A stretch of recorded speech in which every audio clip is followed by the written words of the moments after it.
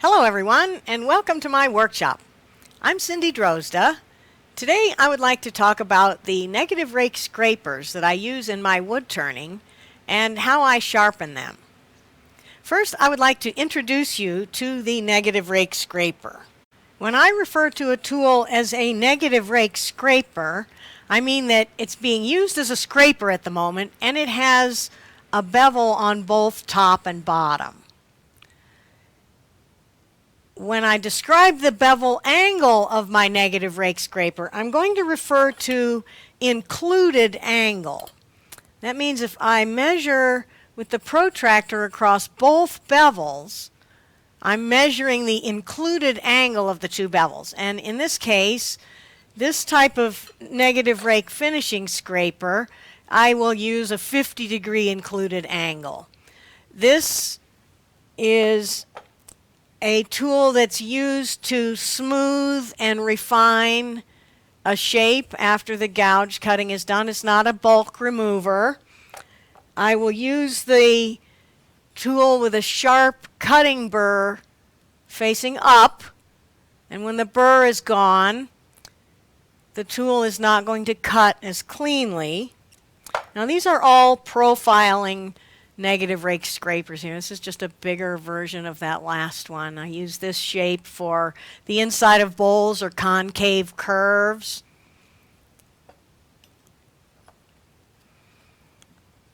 For larger radius curves. This one makes a very nice, clean, straight-sided, flat-bottomed box inside. And now I'm talking about negative rake scrapers used as a scraper, and I will do a little example of that later, but some negative rake scrapers would also maybe be used as a cutting tool. And this is an example of one that looks like a skew. It's actually not really a very good shape for a skew if I were using it that way, but Allen Lacer's very, very nice skew makes a good negative rake scraper when used with the handle level like a scraper. Here's another example of a tool that can be used both ways, a beading and parting tool. 50-degree included angle, but I use this one to make peeling cuts as well as a scraper to refine tenons parallel to the lathe bed and other things. Another tool that can be used either as a cutting tool with the bevel rubbing or as a negative rake scraper, 1/8-inch parting tool. And the 1/16-inch parting tool, I grind my thin parting tool with a very tiny bevel on the bottom edge, making it a negative rake scraper when used as a scraper. Now, let's go over to the grinder and I'll show you how to put a keen edge on your negative rake scraper. I'm using a 180 grit 8-inch diameter by 1.5 wide CBN wheel and an adjustable SB Tools platform to give me the angle. To start with, I'm going to do the 50-degree included angle finishing scrapers. So I need to set this platform for a 25-degree angle, and I'll do that using this angle gauge here. Take the 25-degree angle and set the platform to give me that angle. I can also use the tool as an angle gauge, set the platform to the angle that the tool is already ground to. I've got my platform set to a 25-degree angle so that I can sharpen my 50-degree included angle negative rake scrapers. I've also drawn some reference lines perpendicular to the edge of the wheel so that when I sharpen this tool, I can visually align the tool with the lines and get an edge that's perpendicular to the tool. So here we go. I'm just going to hold the tool firmly on the platform. I want to be sure I'm not raising up one end or the other. And I'll touch the tool to the wheel. By the way, I am wearing safety glasses at all times when I do this.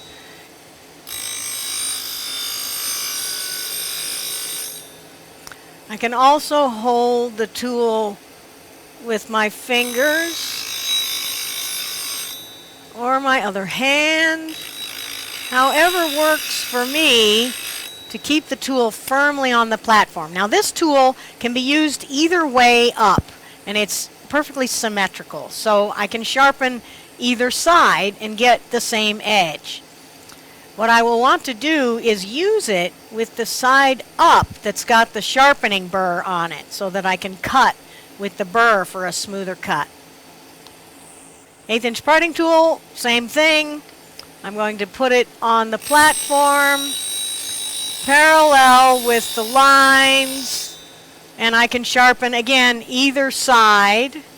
And if I'm using it as a scraper, I'll want to use it burr side up. The 50/50 scraper, I'm going to angle it so that I get the skew angle shape to the edge that I want.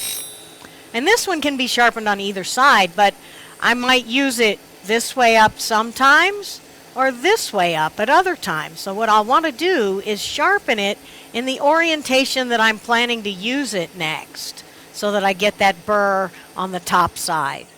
Same thing with some of these other profiles. This is another asymmetrical one, so if I want to use it this way up, then I will sharpen it this way on this side, raising a burr on the top side. If I want to use it the other way up, sharpen the other side. A symmetrical shape like this one, just like the beading and parting tool, I can sharpen either side and I get the same shape of tool. So I will sharpen it one side one time and then the other side the other time so that I try to keep the bevel in the middle, but it doesn't really matter if the bevel is longer on one side than the other. Here's another symmetrical shape that I can sharpen on either side. And again, I'm just going to drive the tool around, holding it flat on the platform to raise a burr on the top of the edge. A tool like this, it's got a radius on the edge of the stock. It was milled out of round bar stock.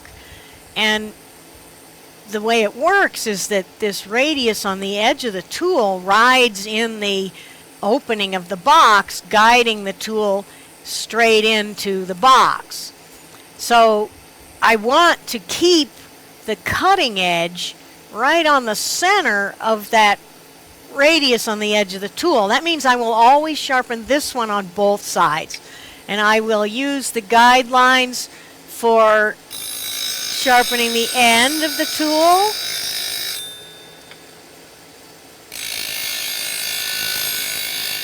Then I'll use the angle guidelines.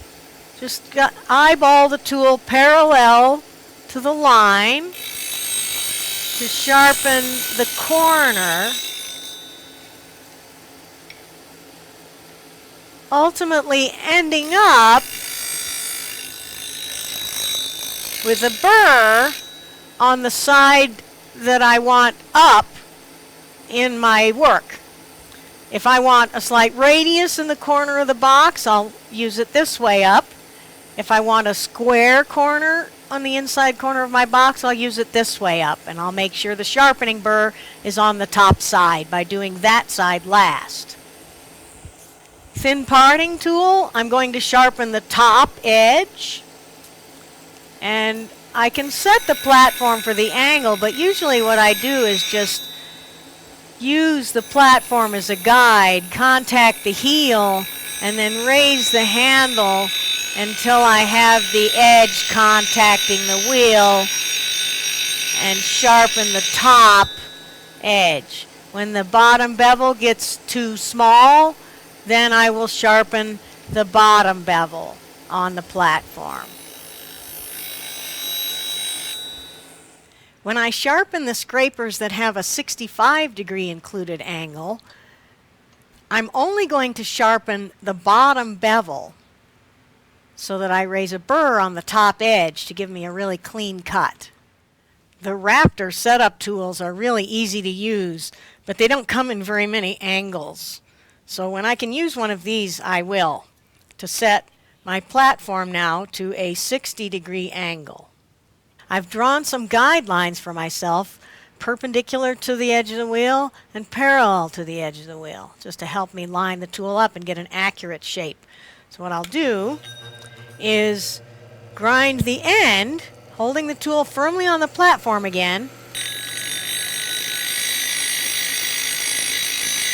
keeping the tool aligned with those guidelines, and then I'll sharpen the side, again lining up the tool with the guideline, just to raise a burr on the top, on both the end and the side cutting edges. And I also want to keep that corner that's the junction between the end and side cutting edges top bevels right in the corner. If it's off, it will make my recess wall or bottom not perfectly flat. So I usually sharpen both the end and the side cutting edges on this tool. For the hook scraper, the hollower, I'm going to just drive around on the wheel, holding the tool firmly down onto the platform. I can go either way.